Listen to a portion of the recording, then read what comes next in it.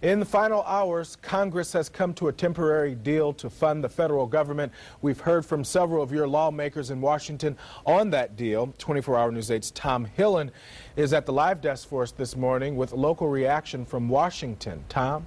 Mark, with less than an hour to go before the federal government faced a partial shutdown, lawmakers were able to come up with a deal to keep the federal government open for business.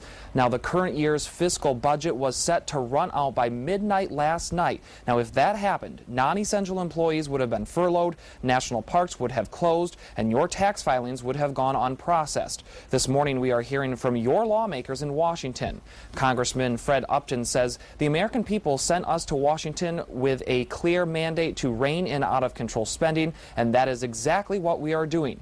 Congressman Tim Walberg had this to say: I voted tonight to continue to cut unnecessary spending and support our troops who have already sacrificed so much. Congressman Bill Huizenga made these comments: tonight I voted to pay our brave servicemen and women in the military who are fighting 3 different conflicts. Now, you can find their full statements online at woodtv.com.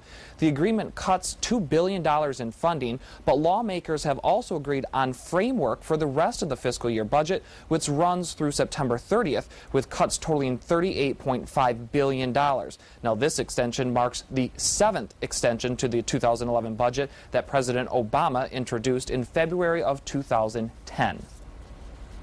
I'm pleased that Senator Reid and I in the White House have been able to come to an agreement that will, in fact, cut spending and keep our government open.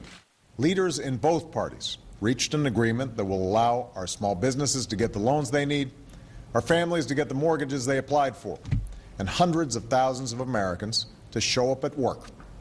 Now, we're not out of the woods yet. The agreement that they came to last night only extends the budget through Friday. So if another agreement is not reached by then, talks of a shutdown could resume. Reporting live in the newsroom this morning, Tom Hillen, 24-Hour News 8.